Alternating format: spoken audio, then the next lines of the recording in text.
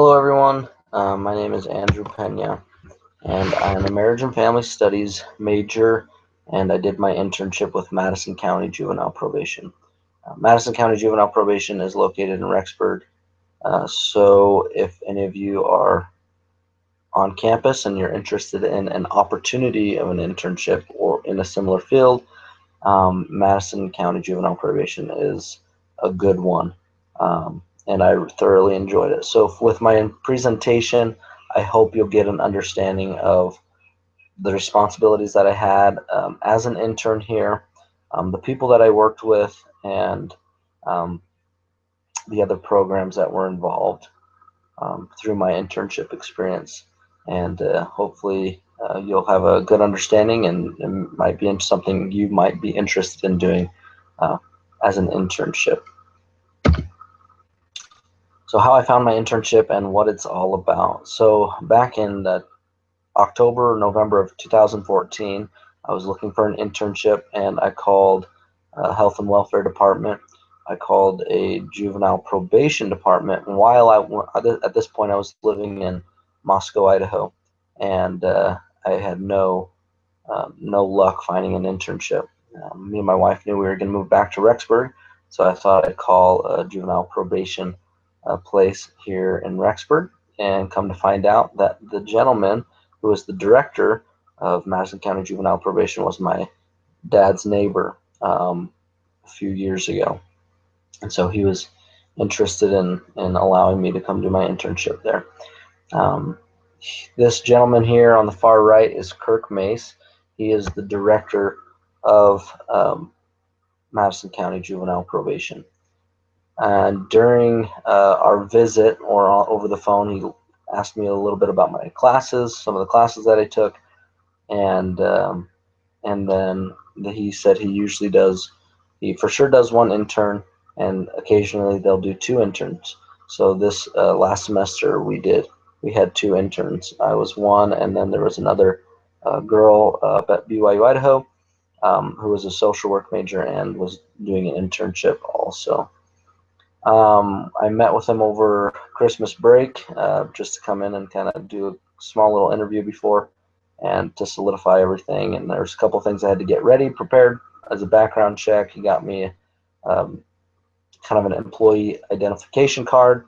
As an intern, I had to sign um, some papers for confidentiality purposes, and then I was set. By the time we moved back, I was good to go for my internship. The lady standing in the middle, her name is Moni. She is one of the probation officers. She's been a probation officer for about about eight years, I believe. And then a few years before she started that, she was doing a tracker for Madison County Juvenile Probation. And then next to her is Jared in the blue shirt, Jared Young. He is one of the other probation officers, and I believe he's been working there for about 11, 12 years as a probation officer. Those three are the only full-time employees at the office. There is a diversion coordinator who's a part-time, I believe, about 20 hours. And then there's a family group decision-making coordinator who gets about 16 to 20 hours also. There is a person in there that is part-time that does the community service hours for the juveniles, and then there is another part-time employee as a tracker. He is also going to school up at BYU Idaho, but works part-time as a tracker for the probation office. So that's a little bit about how I found my internship, the people that are involved in the office, and I thoroughly enjoyed it, and it was a good experience. I really enjoyed the people that I worked with. As far as some of the responsibilities that I had in my internship, the director, Kirk Mace, gave me this paper. I posted it here, a picture of it, prior to my internship. It shows a lot of the kind of a checklist of things that he recommended that if I was kind of engaged in this little piece of paper, I would have a successful and a good internship experience. And so throughout my internship, I went through that, making sure that I was kind of getting a good understanding of everything that the probation office had to offer for me as an intern. Some of my responsibilities as an intern were weekly check-ins, and weekly check-ins was more of a probation officer responsibility, but as interns, they really kind of gave this responsibility over to us as we were in the office to do these check-ins. So the kids that are on probation, there's 3 levels of probation, and when they first get accepted on a probation, they're on the first level, which means they have to check in every single week. And then think the second level of probation, they have to come in every other week to check in with our probation officers. And as interns, we were able to do these check-ins with these kids, which means we just, they have to come in. We report on when school is in, how are your grades going, are you having any problems at home, or any other problems with keeping your probation, violating your probation or anything else, and kind of just asking those kinds of questions. So we would also ask about fines and fees, that if they had to pay for anything over their probation, making sure they're up with those. So that's kind of what we did as a check-ins. Also, we were able to do completing house checks and school checks, and then UAs. UAs are just drug tests that we would have to do. With these kids on probation, they would have curfews. They'd have to be, depending on level of probation, they would have to be home by 7, 8, or 9 o'clock at night, or if they had special permission to be out a little later from their probation officer, that might be okay. But generally, we would go out 2 to 3 times a week during the evenings to check on these kids to make sure that they were in compliance with probation and with their curfew. Another responsibility that we had, aside from checking in with the kids, we would write down our visits with the kids. Then we had to update that information into what they called IJOS. It stands for Idaho Juvenile Offender System. And we would just update that information from our check-ins into this system on the computer. We attended court on Mondays and Wednesdays. Monday's court was more of an admit-deny hearing for juveniles that have offended and that might be sentenced to probation, or sentenced to more probation if they had a probation violation. And on Wednesdays was another type of court. We called it jump court, standard for juvenile making progress. And it's kind of another program aside from with this probation experience that they had, to kind of help them along. Not every juvenile was in jump court. From our office, I think there was about 3 or 4 juveniles in jump court. And then another one of the responsibilities that I had was to sit in on staff meetings. And so these staff meetings were, if a kid was at the Juvenile Correction Center, which is a rehabilitation center for youth, if they were in the JCC, the probation officer would have meetings once a month with the kid and group leaders and their parents to kind of move them along and how they're progressing, to hopefully get them back into society, to not reoffend again.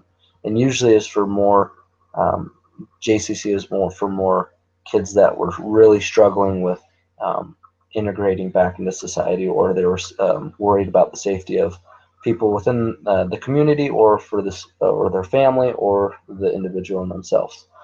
So those are some of the responsibilities. One of the things I forgot to mention was the Madison County Juvenile Probation had about 55 kids on their caseload, and then by the time I left, it was around 40, 45 kids on their caseload. And then some important connections and how I benefited from my internship. So some of the connections that I made from the coursework that I had at BYU Idaho and my internship, I was able to recognize a lot of these things: family relationships, family theories and dynamics, how families work, what they're, how they're different. They function differently. Not every family is similar, and not all of them have very similar relationships. Some have fathers, some don't have fathers, some are married, and some aren't married. So each child kind of had their different um, struggles that they were working with, and kind of reasons that caused them to be on probation. Um, Another thing that from one of the classes I remember learning about was about how to make yourself marketable as a professional and to help you within a career. As I saw that with working with many of the other programs involved in my experience, I was able to kind of understand how to make myself more marketable as far as experience with my internship, building a resume that would make people willing to hire you because of some experiences that you've had, and being confident in your abilities. And then classes with child and adolescent development. So those were some connections that I was able to make between my internship and the classes that I took. Um, how I benefited personally from the experiences was networking with other programs and the people. When I was involved in the internship, I was surprised at how many programs were involved in helping the youth. Um, Counseling agencies, we call other as RAP specialists, kind of like a counselor, but more involved in getting more people in the community involved. Their principals, probation officers, counselors, and how we could help the child move along is what a RAP specialist does. Judges, their principals, all these people that I was able to network, rub shoulders with. I was able to talk with them about their schooling experiences and how um, a little bit about um, their jobs, their responsibilities. And so networking with people is how I felt was really beneficial to me as I'm looking for job opportunities now. Networking has allowed me to get to know people in different areas and what I may be interested in as a career. Um, and also being professional, seeing other people and how they work together, was able to see how people respond and how are professional within their working environment. And then by fulfilling my responsibilities, I believe on that sheet of paper is how I benefited in the internship program that I was at. Um, and then I would highly recommend this internship. Definitely would. So if any of you are interested in doing juvenile probation as an intern, this would be a good place for you, especially for those of you that are on campus or not doing the degree online. It's right over there, and they do about 2 interns every semester. So I would contact Kirk Mace. The website's here. Kirk Mace is the director, and the phone number's there. Talk to Kirk Mace and see if you could visit with him and get an internship started. I think you'll thoroughly enjoy it. It is a very hands-on experience, and I would completely recommend doing your internship here. So that was all for my presentation. Hope you enjoyed it and learned something from it. Thanks.